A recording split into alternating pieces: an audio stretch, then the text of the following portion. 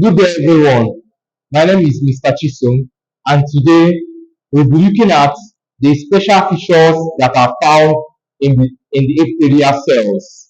Remember the last time we did the histology of the epithelial tissue and we classified the epithelial cells. Today we'll be looking at the features that are found in these epithelial cells or in some of these epithelial cells. So we have about four of these important features here. We have the goblet cells, we have the cilia, we have the keratin, and we have the microvilli. So we'll be taking these features one after the other. These four features are found in these three epithelial cells. These features can be found in these epithelial cells: the simple columnar epithelium, the pseudostratified columnar epithelium, and the stratified squamous epithelium. So, in these features that we'll be discussing, you'll be seeing some of them in any of these epithelial cells, and that is why I have to write down these epithelial cells here, the three of them. So let's take the goblet cells first. The goblet cells are defined as cells that are found in the epithelial cells, and they are responsible for the production of mucus through mucin. So what the goblet cells does is that they produce mucus through mucin. The goblet cells can be found in the simple columnar epithelium.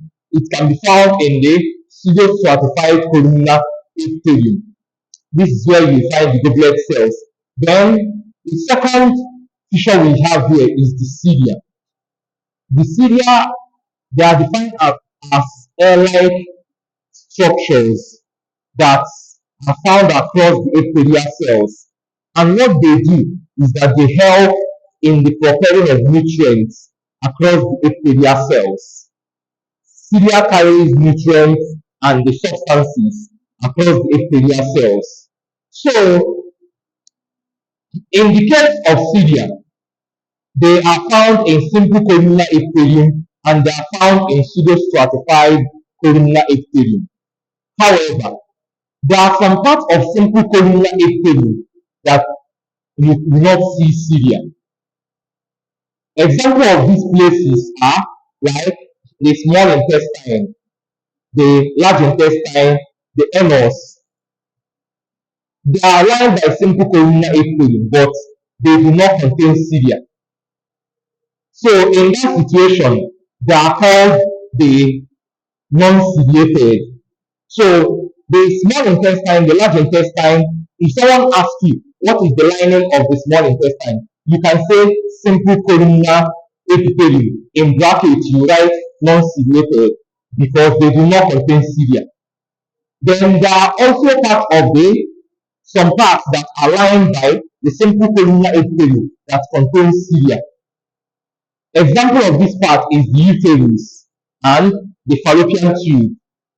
So if you are asked the epithelial lining of the uterus or fallopian tube, you can easily say simple columnar epithelium, then in brackets ciliated because they contain cilia. So that is the case of ciliated and non-ciliated. Then cilia is also found in pseudostratified columnar epithelium. Example of the places that are lined by pseudostratified columnar epithelium are the respiratory tract. You see a lot of cilia in this epithelial lining. Then let's move to the next one, which is known as keratin.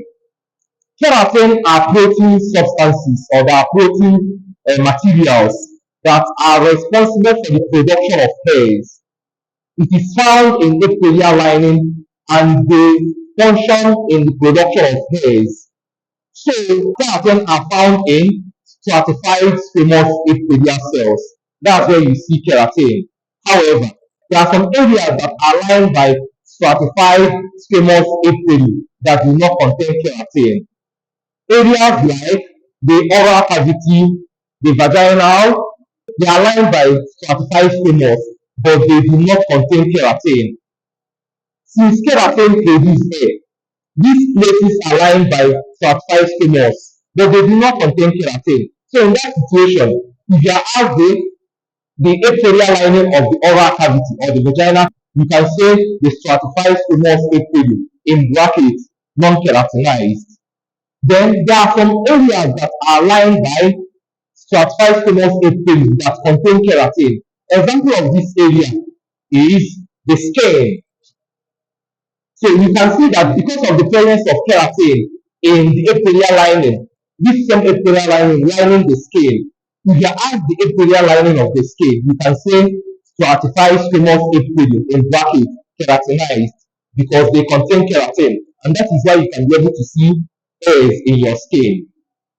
So for the case of non-keratinized, you cannot see hairs in the oral cavity or in the vaginal canal. Then let's move to the next one, which is the microvilli. The microvilli are finger-like structures. They are like fingers, finger-like structures that are found in the epithelial cells, and they are responsible for digestion and absorption of food.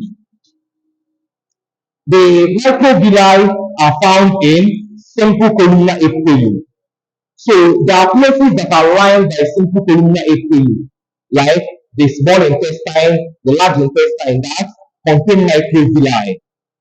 So that is why since the microvilli helps in digestion and absorption, that's why absorption takes place mostly in the small intestine because they contain numerous microvilli.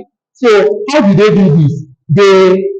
The microvilli in the small intestine, which are found in this epithelial lining, small columnar lining the small intestine, they increase the surface area of the small intestine. As it increases the surface area of the small intestine, nutrients will be able to get absorbed into the bloodstream. So that is it for the microvilli. So we've come to the end of these teachings. Please try as much as possible to subscribe to my YouTube channel. Please like this video, comment on this video. If you have any question, comment. Share this video to your friends. Thank you very much.